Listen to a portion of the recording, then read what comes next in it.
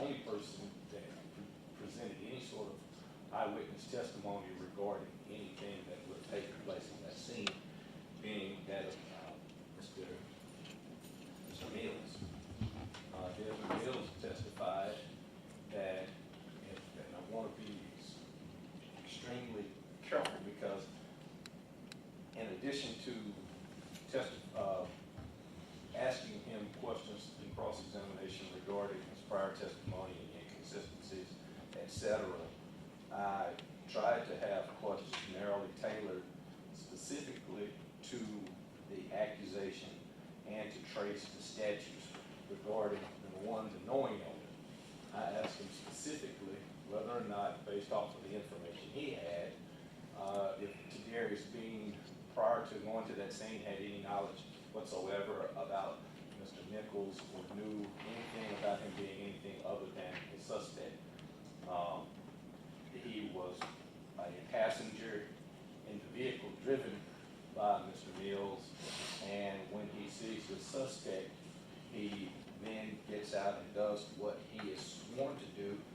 I'm jumping in order, but of course, we heard testimony today from Ms. Mackey, and I can't remember her exact rank, but she's an officer with the Memphis Police Department, and she read that he was a sworn officer who had taken his oath of office and at that time had not been in any way certified or suspended. So he's in the car acting in his status and capacity as a Memphis Police Department officer. According to the testimony from Mr. Mills, once he sees that suspect, there's not a lot of gray area about what he's supposed to do. He has to get out. After he attempted to speak with the suspect turns and runs, and according to the testimony provided by Mr. Mills, Mr. Bean did what he's supposed to do, give chase to that fleeing suspect. He attempts to apprehend that suspect. Mr. Mills did not find any, or did not provide any sort of commentary regarding that being in any way wrong on direct testimony, but on cross-examination, he in fact said that there were no sort of criticisms that he could give toward the actions of Mr. Bean. He said that Mr. Bean was holding an arm, and according to the testimony, based off of what he had seen on the screen, his striking of the suspect's arms or hands when he reached up, according to testimony from Mr. Mills, was proper, and it was in no way anything that could have been considered towards the killing or eventual death of Mr. Nichols, but in fact, he says that he found no criticism regarding those strikes to the arms and forearms based on what he had seen, and he gave testimony saying that that's the only place that he saw Mr. Bean strike Mr. Nichols. Furthermore, when asked about the blows that were administered by Mr. Martin, going back before the blows, I asked questions regarding any sort of a conspiratorial type of plot regarding Mr. Nichols, whether or not there was any sort of information regarding Mr. Nichols having done something that they were going to try to exact any sort of revenge or try to gain any sort of advantage based off of their position and power regarding Mr. Nichols. Mr. Mills' testimony was they did not know him, and he had no information that Mr. Bean in any way knew him. He also said that there was no kind of conversations indicating that Mr. Bean was in any way angry, agitated, anything along those lines. He also indicated that his criticisms seemingly were towards his actions regarding the baton, but when he was cross-examined regarding the use of the baton, he indicated that he did give the strikes to the shoulder area, between the shoulder and the wrist area. So seemingly Mr. Bean would not have any reason based off of training, MPD training, to have thought that those blows in and of themselves could in any way have been something that could have caused the death of Mr. Nichols.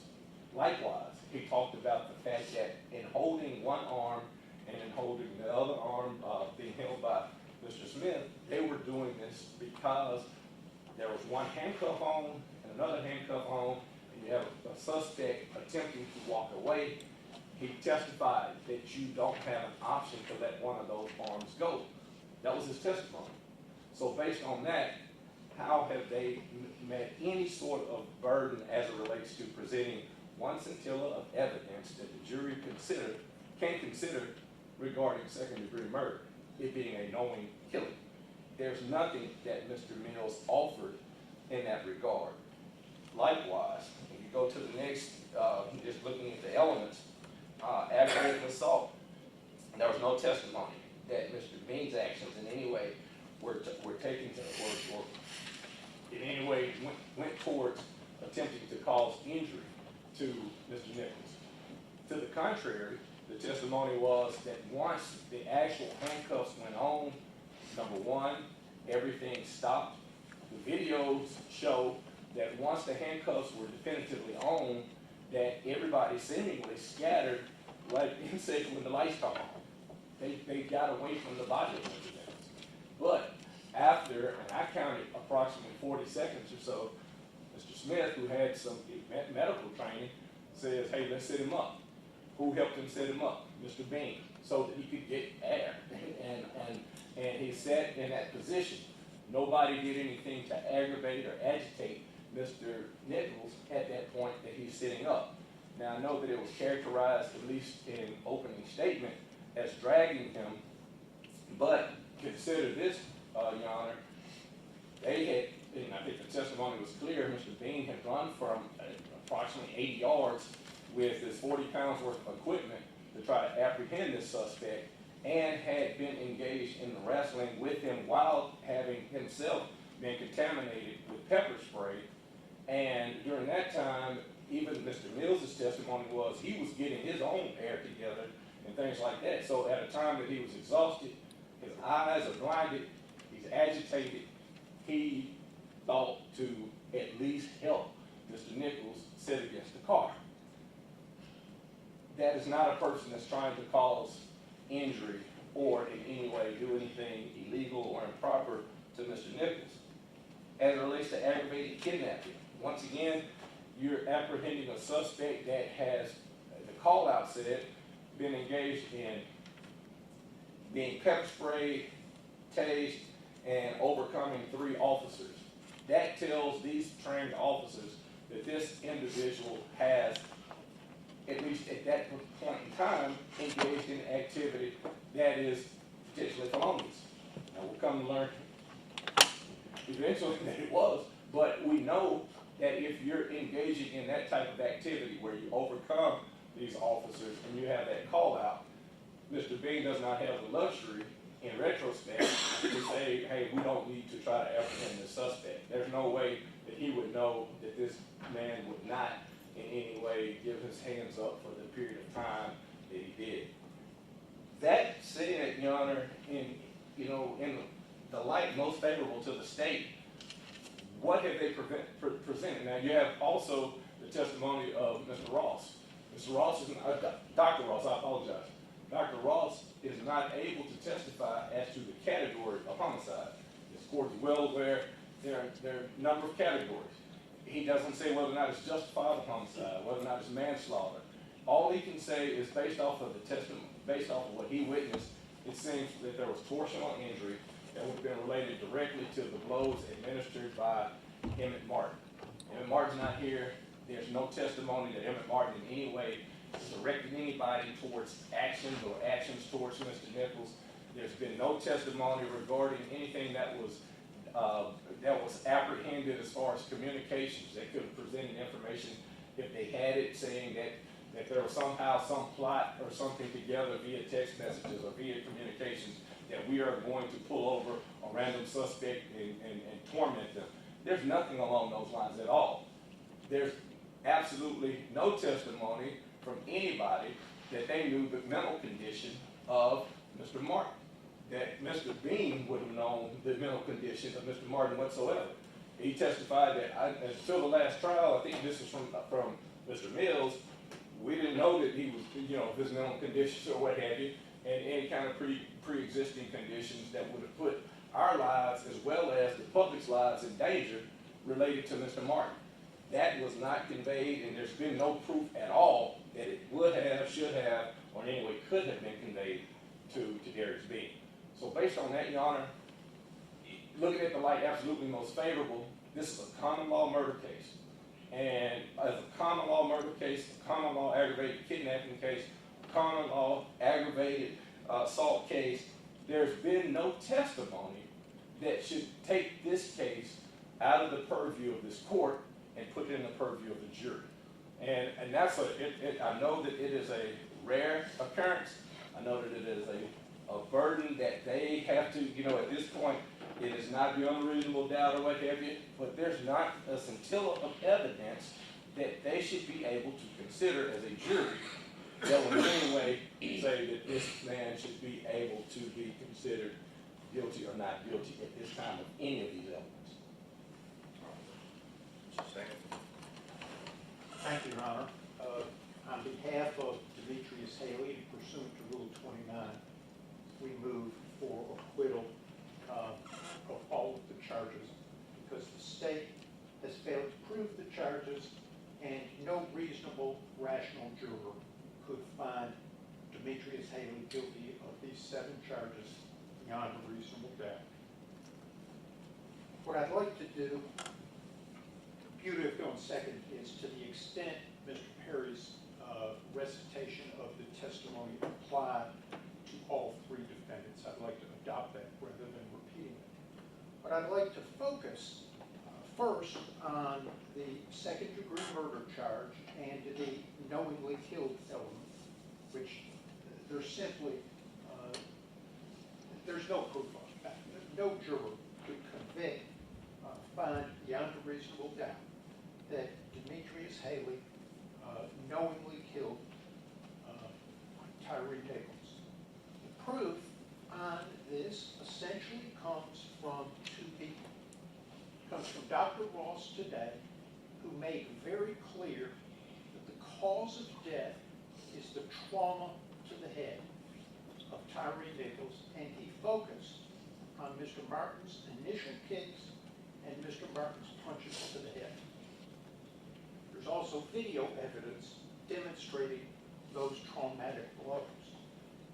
Yesterday, Desmond Mills testified, and his testimony on this issue, he's an eyewitness. He was a participant in this altercation, and he was there interacting at Castlegate and Bear Creek with Mr. Nichols much longer than Demetrius Haley.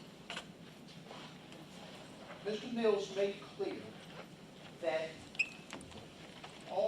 that Martin's initial kicks, to quote Mr. Hagerman again, the soccer-style kick to the head and the second follow-up occurred before Demetrius Haley got to Ross and Castlegate. And all of Martin's punches to his head occurred before Demetrius Haley got to Castlegate and Bear Creek. And today, Dr. Ross is clear, as the medical examiner, that was the trauma that caused Tyre Nichols' death. And so there is simply no evidence by which any of these jurors could rationally conclude that the state has proven second-degree murder.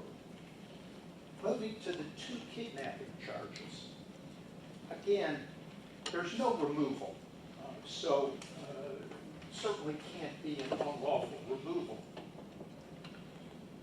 The state has to be pursuing these charges based upon confinement, and there is absolutely no evidence of an unlawful confinement.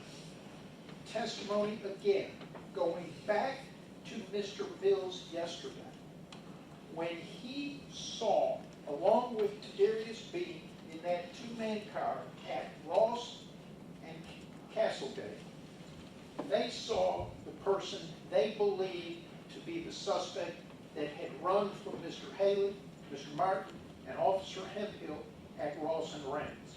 He was wiping his face. They knew he had been pepper sprayed, and Mr. Mills said he met the general description. They said, hey, and he took off running again. Mr. Mills also testified that at that point, they had a lawful basis to detain and confine that suspect. And it's based upon his conduct and what he had done. There was a lawful traffic stop, and from there, he resisted arrest and he fled. Once he was seen again by law enforcement on duty in uniform performing their public service as sworn post-certified officers, the mere introduction, hey, he takes off again. They had a reason to detain and confine him. And that confinement was legitimate, and there is simply no way that the state has established any evidence by which rational jurors could find that there was an illegal confinement. Both of the aggravated kidnapping charges should be dismissed. Moving on to the oppression and misconduct charges, I want to start by noting what the state said in its bill of particulars. It said these defendants neglected their duty to provide helpful information to medical and emergency personnel and harmed Tyre Nichols. Well, Judge, in order to provide helpful information, you have to have the information. And again, not only the video evidence, but the testimony of Mr. Mills makes clear that Emmett Martin's blows, Desmond Mills' use of pepper spray, Desmond Mills' use of a baton, the ass baton, at Castlegate and Bear Creek, all occurred before Demetrius Haley arrived. That testimony is substantiated by the videos that the state has put into evidence. Element of the oppression is that the public servant knew that the conduct was unlawful. We're here in this courtroom 2 years later with 20/20 hindsight, watching a lot of video and putting it together. When Demetrius Haley arrived at Castlegate and Bear Creek and saw that Mr. Nichols was not detained at that point, he used a hard hands technique trained at the academy, authorized and within MPD policy and procedure. Hit him one time, single leg strike in the upper arm, a muscled area. It was proper. It did not cause any trauma to the head, and Mr. Haley had absolutely no knowledge of what had occurred at Castlegate and Bear Creek prior to his arrival, except, and again, there's the radio transmissions that where Officer Smith said the suspect is fighting and we need more cars. And until Demetrius Haley got there,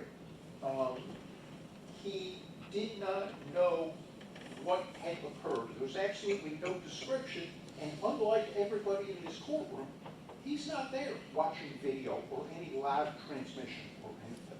He couldn't know that there was anything going on other than officers needing help detaining a person that had been resisted arrest when he and Hemphill and Martin tried to detain him for traffic violations at Ross and Rains.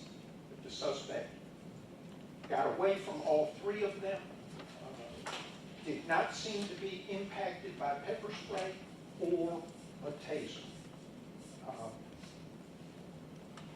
Also, as the video shows, within roughly 1 minute, It's right at 1 minute after Mr. Haley uses that trained hard hand technique, the single leg strike. He's on the radio to dispatch, fulfilling his training and duty to get medical help. He's calling for an ambulance. And I think that the state, again, has not put on evidence by which any rational juror could find Mr. Haley guilty of misconduct or oppression. I'm going to have 1 second with Mr. Leffler. Submitted at that point. Judge, we've all practiced law long enough to know that a Rule 29 motion to close the state's proof, just like Mr. Terry said, is rarely granted. But you've been here for all of the proof. And the question, as Mr. Smith said, is whether or not a reasonable juror, considering the evidence in favorable, most favorable to the state, could find beyond a reasonable doubt the charges. And I think, many times we don't say it, but I think if we are honest with ourselves from the standpoint of intellectual honesty as well as moral honesty, the proof is woefully short of even being presented to the jury. The state only presented one witness who was there on the scene, and that was, of course, Officer Mills. And you heard his testimony. He didn't see a good bit of the action in order to intervene himself. There's been no proof other than grainy video of what went on that night. Now,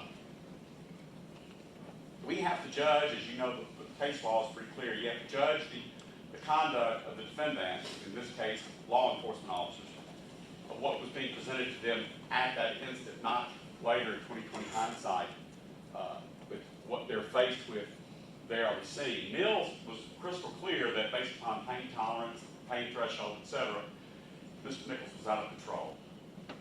The only evidence we've heard is that of all the years he's been doing this, is the most difficult arrest he's ever made. So you have to say, okay, where did Justin Smith go wrong? Where did Justin Smith divert from his law enforcement duties?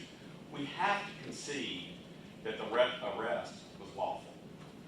We've mentioned that, so I'm not going to replow that ground. But the arrest itself was lawful. In order to make the arrest, you have to handcuff the suspect and search him. That came from the state's witness. And that wasn't done until they could get Mr. Nichols under control. I think policing is very rough looking. I think probably all of us in this courtroom and probably anyone watching realize that policing is dirty work and it looks violent. But that does not make it criminal at all. So in our minds and in our hearts, we know that Justin Smith did not break any laws. We talk about medical help. The only proof has been it was only Justin Smith that called for medical on the front end. It was only Justin Smith telling those EMTs they need to give Tyre some oxygen. It was only Justin, and I'm not saying only to the exclusion of these other men. I'm just saying that Justin Smith, who's a defendant, to be judged in his own right, Justin Smith was doing more for Tyre Nichols than the trained paramedics and EMTs there, trying to get this man some help. Not because he knew that Emmett Martin had gone off the rails and crushed this guy, head, his brain, but instead because he's a criminal suspect in their custody, and Justin Smith, the undisputed proof is, was doing everything he could for Tyre Nichols. There has been no testimony offered by the state of anyone qualified, much less someone qualified to say that any actions of, and again I'm only addressing Justin Smith, that any actions of Justin Smith were improper. In other words, beyond the scope of what they were trained to do, beyond what a police officer is supposed to do to get someone in custody. No one, Mr. Mills did not testify to anything critical of Justin Smith in his attempts to get Tyre Nichols in handcuffs. In fact, just the opposite.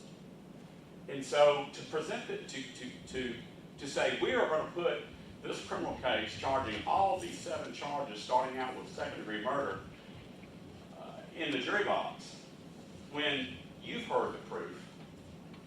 I just don't think that's, I think this is the appropriate Rule 29 case as the judge sitting as the, for lack of a better word, 13th juror, looking at what could a reasonable juror find, even in a light most favorable to the state. It's going to take courage, but the bottom line is there has been no proof presented by the state at all that Justice Smith violated any laws. And again, I think this is probably the one case that we'll all run across that Rule 29 is appropriate as it relates to Justice Smith, and I will of course leave it to the other lawyers as it relates to their clients. Steve, you wish to respond? Let me begin with Mr. Terry's first point, and I thought we talked about this when we picked the jury. These defendants are not charged with having a plan to kill anyone. They are not charged with first-degree murder. They're not charged with conspiracy to commit first-degree murder. So that is simply irrelevant. They're charged with second-degree murder. What counsels ignore is 2 things. First, a video in which the jury can certainly find that they're watching 5 Memphis police officers beat a man to death. Is a beating to death a second-degree murder? Is it knowing? Of course it is. Can be. That's a jury question that is the clear province of a jury. Ignores the law. And we spent so much time talking about the law of criminal responsibility. Emmett Martin delivered the worst blows, no doubt about it. But this jury can find that these defendants assisted. They can find that Mr. Haley, like we watched on video, nobody wants to talk about. Mr. Haley gets out of his car, yells something, and then kicks Tyre Nichols while he's on the ground. And then watches Emmett Martin kick him again while he's on the ground. Mr. Bean and Mr. Smith can be seen on top of Mr. Nichols, pressing him down, while Emmett Martin takes the first soccer kick to the head, and then the second. Then they can be seen at his arms, holding his arms. Their face is literally less than half a foot from Tyre's when Emmett Martin's punched him in the face, not once, twice, 3, 4, 5 times. And that whole time, as Mr. Mills testified, not a single one said, stop, don't do that. Why is that important? Because the second half of criminal responsibility is if you have a legal duty to intervene, you got to do something. They're Memphis police officers. They had to do something. Instead, they watched it happen right in front of their face. And what they do afterwards? Put them on the side of the car and didn't tell anybody about any of this head trauma. This confinement, Mr. Singel talked about it, absolutely could have started out lawful. Absolutely could have started out lawful. But at some point, this jury can find that lawful confinement became unlawful. And whether that's after soccer kick number 1 to the head, or soccer kick number 2 to the head, or punch 1, or punch 2, or punch 3, or punch 5, or kick 1 by Haley, or kick the final one by Emmett Martin, or they can find it while he's sitting there at the car handcuffed, and these officers are lying to medical personnel about what happened. Not a single one telling medical personnel he's taking impacts to the head. So the lawful confinement can absolutely become unlawful. These officers have a duty, both under the law of criminal responsibility, but also in the official misconduct and oppression counts, and they violated that duty that night. We have issues for the jury. I understand that Mr. Zumwalt, Mr. Perry, Mr. Stingel are going to argue and have. Well, Mr. Bean, for instance, couldn't see X, or Mr. Smith couldn't see Y. Understand that. But those are jury questions for the jury to determine what Mr. Bean saw or couldn't see, or what Mr. Smith saw or couldn't see. We have a video where we can clearly see Mr. Bean's face, Mr. Smith's face, Tyre Nichols, and Emmett Martin kicking them right in front of them, hitting them right in front of them. We can clearly hear that nobody's ever said stop. We have the testimony of Desmond Mills. No one ever says stop. We can hear the body cam when the medical personnel is there, and no one ever says impacts to the head. They say, oh, he must be on drugs or something. From that proof, A reasonable jury can find the defendants guilty of all counts, and that's all counts to go to the jury. Anything else on this one? No, Your Honor. Very briefly on behalf of Mr. Haley, Mr. Hagman just emphasized the video where defendants were watching these blows happen. Mr. Haley did not see any of Mr. Martin's soccer kick, second kick, or any of the punches to the head. The statute that he referenced, conduct of another person, that would be, the person here would be Mr. Haley, fails to make a reasonable effort to prevent the commission of the offense, and with respect to the official impression, public servant has to know the conduct was unlawful. Mr. Mills agreed that you can't stop and you can't report what you didn't know about. His example, he had turned away, was blinded, and didn't see Martin's initial kicks until he watched the video. Very clear. He couldn't report that. He didn't see it.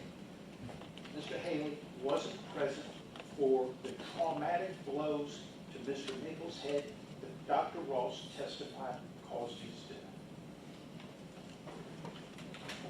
I don't have anything further, Judge. Thank you. Listening to the arguments with regard to the motions presented by each of the defendants, looking over the proof in the light most favorable to the state as required by the law. With regard to the first count of the indictment, the second-degree murder, with regard to each of the defendants, looking at the light, looking at the evidence in the light most favorable to the state, obviously we have heard testimony from only one person that had any information with regard to that evening, that being Mills, Mr. Mills. We've heard his testimony, and through that testimony had several videos that were presented. I know that the defense has their positions with regard to the actions that took place. Obviously, there has been arguments that's been presented by the state that are contrary to those positions. Looking at the videos, listening to the testimony of Mr. Mills, a jury could look at the videos and make determinations with regard to what the officers were doing themselves, whether they were holding Mr. Nichols down while others were striking, or whether they were effectuating an arrest. That would be a decision that the jurors make. If they make a determination based off of the videos and the testimony that Mr. Smith and Mr. Bean were holding and were aware that Mr. Martin was kicking and did not try to stop those kicks from happening, a jury could come back and come to the conclusion that those actions or inactions contributed to the death of Mr. Nichols. With regard to Mr. Haley, who came to the scene later on, and with regard to Dr. Ross's testimony, I don't believe his testimony was as pinpoint as the defense has made, as identifying the specific contacts with Mr. Nichols that contributed to his death, other than him saying that those actions were consistent with the damage that was done. There were a lot of blows that were given to Mr. Nichols, and some of those blows, or at least one, was given by Mr. Haley. I don't recall there being testimony of exactly where that kick landed. I understand that the defense's position position was that it was to an arm. I don't remember that testimony coming out, but that there was a kick. And the argument that that kick was done to assist in the arrest. Looking at the video, it appears that Mr. Haley continued to attempt to assist in that arrest. It looked like he walked up and he kicked him. Mr. Martin walked up and kicked him, and then they both walked off. So the jury could look at those actions as contributing, as did the other actions in the death of Mr. Nichols. That would be a decision for the jury to make, to determine whether they were effectuating an arrest and continuing to do so, or whether it escalated and folks were just holding him up to be hit or taking kicks while he was being held down. So with regard to the first count, the court is going to deny the motion, allow that to go to the jury. With regard to the second count, with the aggravated assault, again, the court finds the same reasoning to allow that charge to go before the jury. The jury can ultimately make a determination on whether the facts that have been presented to them, the videos and their interpretation of the videos, or whether an arrest is being effectuated or whether these individuals were knowingly holding Mr. Nichols to allow him to be kicked or punched. With regard to the kidnapping, the court would agree that at some point when this initially started, there's no indications other than this being a lawful arrest. However, if the jury were to make a determination after looking at all the proof that's been presented and the court looking at it in the light most favorable to the state, at some point or another, the jury could very easily find that that lawful arrest became an unlawful detention. There was plenty of videos in which we saw, in which a jury, looking at that, listening to the testimony of Mr. Mills for what it was worth, could come to that conclusion. So the court will allow for count 3, the charges with regard to the aggravated kidnapping of 3 and 4 to go before the jury. Again, with the official misconduct in counts 5 and 6, as well as the 7th count, in determining whether these officers who had a duty to intervene, what they knew, what they were able to communicate, all of those things would be things for the jury to make a determination. There may not have been much that Mr. Haley could have communicated, but Mr. Haley, from the testimony that he was, or that was presented in the evidence that was presented, he was privy to some information. He himself kicked Mr. Nichols. Mr. Martin kicked Mr. Nichols right after Mr. Haley. All of the officers were talking about what was going on and what had happened. And at no point did anybody communicate that information. I understand that there's been arguments that Mr. Smith was the only one to render any form of aid. And unfortunately, I think that is, it seems by the video, pretty accurate.